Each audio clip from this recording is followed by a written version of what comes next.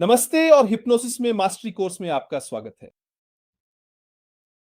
और हाँ, मुझे पता है कि यह शीर्षक काफी साहसी, शायद थोड़ा घमंडी भी लग सकता है और सच कहूं तो है भी। फिर भी अगर आप इस कोर्स को बिना कोई क्लास छोड़े पूरा करते हैं तो यह पूरी तरह से मुफ्त रहेगा। यहाँ YouTube पर हर हफ्ते 2 क्लास होंगी, तो अभी इसी चैनल को सब्सक्राइब करना ना भूलें। अगर आप वह सब कुछ आत्मसात कर लेते हैं जो सिखाया गया है, और सबसे महत्वपूर्ण, अगर आप वह सब कुछ अभ्यास करते हैं जो मैं आपको सिखाऊंगा, तो आप बहुत जल्दी हिप्नोसिस की ऐसी कौशल स्तर तक पहुंच जाएंगे जिसकी आपने कभी कल्पना भी नहीं की होगी। और मुझे नहीं पता कि हिप्नोसिस के बारे में आपका वर्तमान ज्ञान स्तर क्या है, मुझे नहीं पता, लेकिन यह प्रशिक्षण सभी के लिए बनाया गया है। उस व्यक्ति से लेकर जो बिल्कुल शुरुआत कर रहा है, जिसे कुछ भी नहीं पता, उस व्यक्ति तक जो पहले से बहुत अनुभव रखता है और हर बार और आगे बढ़ना चाहता है। ठीक है, जो लोग मुझे अभी तक नहीं जानते, मेरा नाम अल्बर्टो डेलिसोला है। मेरे पास दुनिया के सबसे बड़े हिप्नोसिस चैनलों में से एक है, जिसमें 4 लाख से अधिक सब्सक्राइबर हैं। लेकिन वह पूरा चैनल पुर्तगाली में है, और मैंने अब तक 10,000 से अधिक लोगों को प्रत्यक्ष रूप से हिप्नोसिस सिखाई है। और पिछले 10 वर्षों में मैंने ऑनलाइन फॉर्मेट में 1 लाख से अधिक छात्रों को प्रशिक्षित किया है। और इन सभी उपलब्धियों के बावजूद मेरा एक व्यक्तिगत लक्ष्य है कि मैं इस ज्ञान को और अधिक लोगों तक पहुंचाऊं। इसलिए मैंने यह निर्णय लिया कि मैं ये कक्षाएं अन्य भाषाओं में भी रिकॉर्ड करूं, ताकि वे लोग भी सीख सकें जो पुर्तगाली नहीं बोलते। और यह कोर्स पूरी तरह से प्रैक्टिकल पर केंद्रित होगा। भले ही मैं मनोविज्ञान का प्रोफेसर हूं, भले ही मुझे मेस्मेरिज्म के इतिहास, ब्रेड फ्राइड शार्कों के बारे में बात करना पसंद है, लेकिन मैं इस कोर्स में हिप्नोसिस के इतिहास के बारे में बात नहीं करूंगा। इसके अलावा मैं हिप्नोसिस पर वैज्ञानिक खोजों या हिप्नोथेरेपी, दर्द नियंत्रण, हिप्नोसिस के अनुप्रयोगों पर विभिन्न वैज्ञानिक निष्कर्षों पर चर्चा नहीं करूंगा। नहीं, भविष्य में मैं इन सभी विषयों पर विशेष कोर्स बनाने का इरादा रखता हूं, लेकिन फिलहाल हमारा उद्देश्य केवल एक ही है: लोगों को सम्मोहित करना सीखना। किसी भी जगह लोगों को सम्मोहित करना सीखना। अब हालांकि यह कोर्स अधिकतर प्रैक्टिकल पर केंद्रित है, फिर भी हम कुछ थ्योरी की कक्षाएं भी लेंगे ताकि सीखना और भी मजबूत हो सके। और ये एक पूर्ण कोर्स है, और आप हमेशा यहां से सामग्री मुफ्त में डाउनलोड कर सकते हैं। बस अपना मोबाइल उठाइए, इस क्यूआर कोड की ओर इशारा कीजिए, रजिस्टर कीजिए, और आप सामग्री डाउनलोड कर सकते हैं। आमतौर पर अगर आपके पास इंस्टाग्राम है तो इंस्टाग्राम पर जाइए, मुझे फॉलो कीजिए। आप डायरेक्ट मैसेज भी भेज सकते हैं। ठीक है, मैंने पहले ही बता दिया है कि मैं कौन हूं, सामग्री के बारे में भी बता दिया है। अब चलिए हिप्नोसिस सिखाते हैं और बताते हैं कि आप इस कोर्स में क्या सीखेंगे। आइए इसे बहुत स्पष्ट रूप से परिभाषित कर दें। हम जो सीखने जा रहे हैं वह है जिसे खुली और प्रत्यक्ष हिप्नोसिस कहा जाता है। अक्सर लोग सोचते हैं कि खुली हिप्नोसिस और प्रत्यक्ष हिप्नोसिस ये पर्यायवाची हैं, यानी एक ही चीज है, लेकिन ये सच नहीं है। तो चलिए इन बिंदुओं को स्पष्ट करके शुरू करते हैं। खुली हिप्नोसिस, औपचारिक हिप्नोसिस, इसका मतलब है कि सभी को पता होता है कि आप हिप्नोसिस करने जा रहे हैं। सभी को पता होता है कि आप हिप्नोसिस करने जा रहे हैं। अंग्रेजी में वे इस प्रकार की हिप्नोसिस को ओवर्ट हिप्नोसिस कहते हैं। जब कोई व्यक्ति सड़क पर या मंच पर हिप्नोसिस का प्रदर्शन कर रहा होता है, तो वह व्यक्ति इसी खुली हिप्नोसिस, औपचारिक हिप्नोसिस यानी ओवर्ट हिप्नोसिस कर रहा होता है। यही बात तब भी होती है जब कोई व्यक्ति हिप्नोथेरेपी सत्र में हिप्नोसिस करता है। अगर आप हिप्नोथेरेपिस्ट के पास जाते हैं तो आपको पता होता है कि वहां हिप्नोसिस होने वाली है। इस औपचारिक हिप्नोसिस, इस खुली हिप्नोसिस के विपरीत हमारे पास एक और प्रकार की हिप्नोसिस भी है, जिसे छुपी हुई हिप्नोसिस कहा जाता है। अंग्रेजी में इसे कोवर्ट हिप्नोसिस कहा जाता है। छुपी हुई हिप्नोसिस का मतलब है हिप्नोटिक घटनाओं या यहां तक कि हिप्नोटिक संवादात्मक पैटर्न का उपयोग करना, ऐसे संदर्भ में जहां हमें यह महसूस नहीं होता कि वह वही हिप्नोसिस है। उदाहरण के लिए, एक विक्रेता अपनी बिक्री बढ़ाने के लिए हिप्नोटिक पैटर्न का इस्तेमाल कर सकता है, या फिर कोई धार्मिक नेता भी वह अपने अनुयायियों को धोखा देने के लिए किसी समारोह के दौरान हिप्नोटिक घटनाएं पैदा कर सकता है। और हम हिप्नोसिस को खुली या छुपी हुई के रूप में वर्गीकृत करने के अलावा इसे इस आधार पर भी वर्गीकृत कर सकते हैं कि सुझाव किस तरह से बनाए जाते हैं। सुझाव सीधे या अप्रत्यक्ष रूप से दिए जा सकते हैं। सीधे सुझाव स्पष्ट और वस्तुनिष्ठ तरीके से दिए जाते हैं। सड़क पर हिप्नोसिस या मंच पर हिप्नोसिस की प्रस्तुतियों में हमारे पास सीधे सुझाव होते हैं। हिप्नोटिस्ट कहता है, और अब आप अपना नाम भूल जाएंगे, या जब आप अपनी आंखें खोलेंगे तो आप अपने सामने माइकल जैक्सन को देखेंगे। ये सीधे सुझाव हैं, लेकिन हमारे पास क्लिनिक में भी सीधे सुझाव होते हैं। जब हिप्नोथेरेपिस्ट एक रिग्रेशन के दौरान कहता है, और अब आप उस दृश्य में वापस जाएंगे जहां यह पहली बार हुआ था, यह भी एक सीधा सुझाव है। दूसरी ओर हमारे पास अप्रत्यक्ष सुझाव भी होते हैं। अप्रत्यक्ष सुझाव उस चीज के माध्यम से दिए जाते हैं जिसे हम फोकस कहते हैं। संबंधित अप्रत्यक्ष, उदाहरण के लिए, पहले सिगरेट के विज्ञापनों में अक्सर उच्च प्रदर्शन वाले एथलीटों को दिखाया जाता था। कभी भी सीधे तौर पर यह नहीं कहा जाता था कि धूम्रपान करें। हालांकि अप्रत्यक्ष संबंधी फोकस के कारण लोग अप्रत्यक्ष रूप से प्रभावित हो जाते थे। या कल्पना कीजिए कि आपने कोई ऐसा फिल्म देखा जो आपको भावुक कर दे, एक फिल्म जो आपको अपनी जिंदगी के बारे में सोचने पर मजबूर कर दे। या आप कोई व्याख्यान सुनते हैं, और वह व्याख्यान पूरी तरह से आपके सोचने का तरीका बदल देता है। ये सभी अप्रत्यक्ष सुझाव हैं। अगर हिप्नोथेरेपिस्ट सम्मोहन के दौरान कोई रूपक सुनाता है तो देखिए, यह भी एक खुली और औपचारिक प्रकार की सम्मोहन है। आखिरकार यह एक हिप्नोथेरेपी सत्र है। यह बहुत बिल्कुल संदर्भ स्पष्ट है, लेकिन सुझाव अप्रत्यक्ष रूप से एक रूपक के माध्यम से दिया गया था।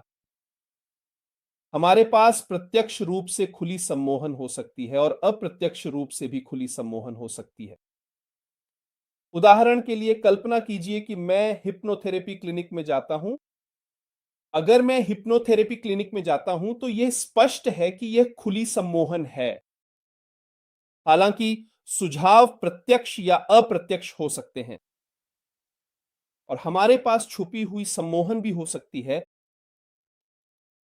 प्रत्यक्ष और अप्रत्यक्ष रूप से भी। उदाहरण के लिए, लेकिन एक धार्मिक नेता अपनी पारंपरिक सम्मोहन की दिनचर्या, जैसे कि हाथों को चिपकाने की दिनचर्या, ऐसे कर सकता है जैसे वह कोई आध्यात्मिक चीज हो। यानी भले ही हाथों को चिपकाने के लिए दिए गए सुझाव प्रत्यक्ष हों, वे छुपी हुई सम्मोहन के संदर्भ में हो सकते हैं। सम्मोहन जो छुपा हुआ हो, यह छुपी हुई और प्रत्यक्ष सम्मोहन का एक उदाहरण होगा। और हमारे पास छुपी हुई और अप्रत्यक्ष सम्मोहन भी हो सकती है, जैसे कि सिगरेट के विज्ञापन में, फिल्मों में, या यहां तक कि किसी व्याख्यान में भी। इस मामले में हमारे कोर्स में हम खुली और प्रत्यक्ष सम्मोहन सिखाएंगे। वैसे जब लोग सोचते हैं कि मैं सम्मोहनकर्ता बनना चाहता हूं, मैं सम्मोहन सीखना चाहता हूं, तो वे यही ढूंढ रहे होते हैं। खुली, प्रत्यक्ष, औपचारिक सम्मोहन चिकित्सा। हो सकता है भविष्य में मैं YouTube पर गुप्त सम्मोहन या संवादात्मक सम्मोहन के बारे में एक कोर्स बनाऊं, जो कि वैसे तो बहुत ही शानदार विषय है। मुझे ये बहुत पसंद है।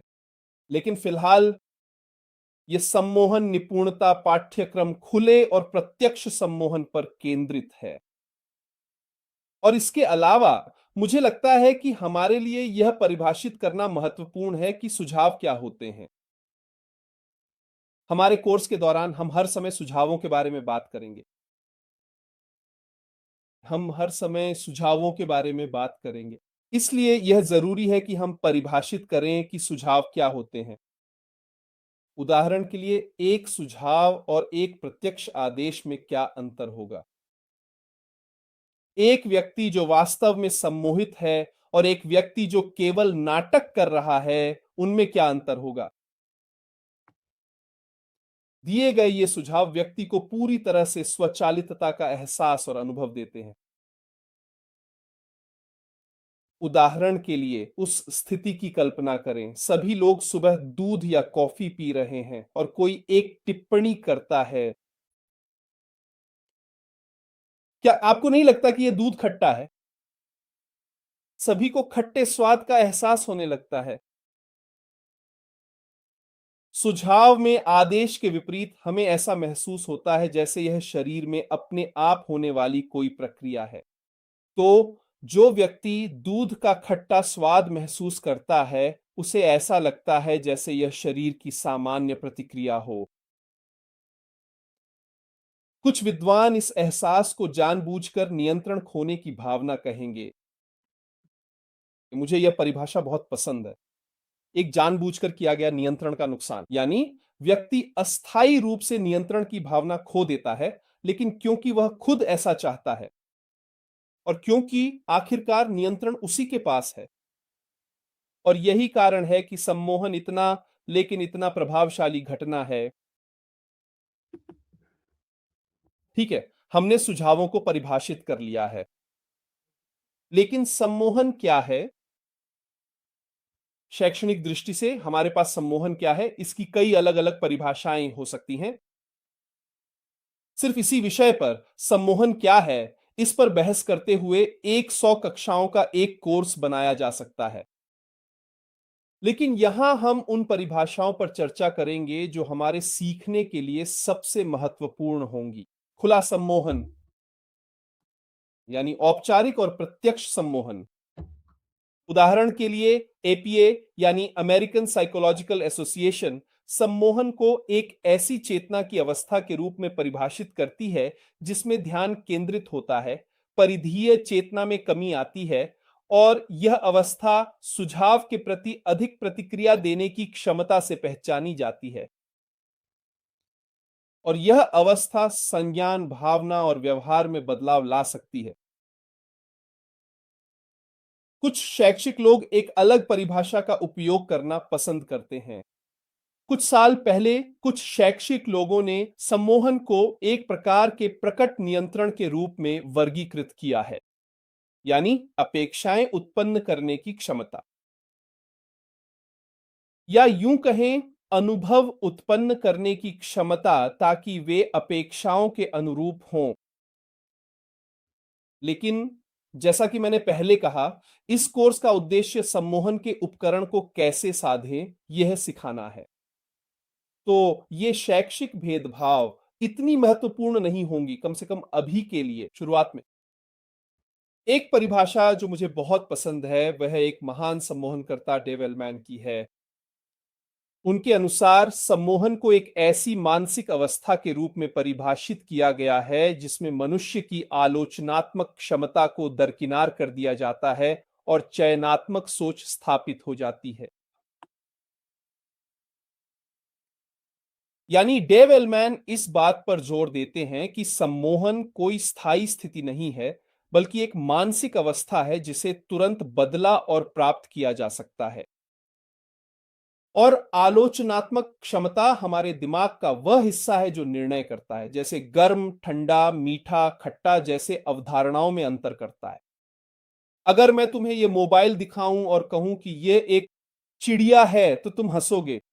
तुम जानते हो कि ये एक मोबाइल है, लेकिन अगर तुम सम्मोहित हो तो तुम इस मोबाइल को देखकर सच में एक चिड़िया देख सकते हो। सम्मोहन में निर्णय करने की यह क्षमता अस्थायी रूप से निलंबित हो जाती है ताकि सुझावों को स्वीकार किया जा सके और व्यक्ति उन बातों को तर्कसंगत, सुखद या यहां तक कि अप्रिय भी मान सकता है, लेकिन वह उन्हें उस समय हिप्नोथेरेपी में सामना करना चाहता है।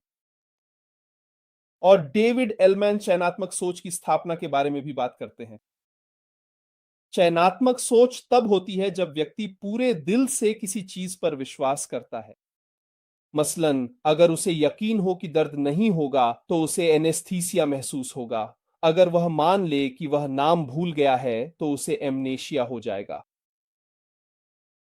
यह उल्लेख करना महत्वपूर्ण है कि यदि डर या संदेह हो तो चयनात्मक सोच गायब हो जाती है और आलोचनात्मक क्षमता फिर से सक्रिय हो जाती है। और मुझे डेव एलमैन की परिभाषा बहुत पसंद है और हम इस कोर्स में डेव एलमैन की परिभाषा और उनके अपने तरीकों पर फिर से चर्चा करेंगे। शुरू में हम सम्मोहन हिप्नोसिस के लिए एक और भी सरल परिभाषा इस्तेमाल कर सकते हैं। सम्मोहन वह है जिसमें संचार का उपयोग करके धारणा को बदला जाता है। ठीक है। औपचारिक और प्रत्यक्ष सम्मोहन में हम इस धारणा में बदलाव को सम्मोहित घटनाएं हिप्नोटिक फिनोमेना कहते हैं और ये घटनाएं चार अलग अलग प्रकार की हो सकती हैं। आइडियोमोटर वे प्रतिक्रियाएं हैं जो मोटर सिस्टम से संबंधित होती हैं, जैसे कैटालेप्सी की घटनाएं, जैसे हाथ का चिपक जाना, पैर का जमीन से चिपक जाना या भुजा का ऊपर उठना। ये मोटर घटनाएं हैं। सेंसरी घटनाएं भी होती हैं जो संवेदी तंत्र की प्रतिक्रियाएं हैं, जैसे सम्मोहन में सुन्नता, गर्मी, ठंडक या हाथों में झुनझुनी।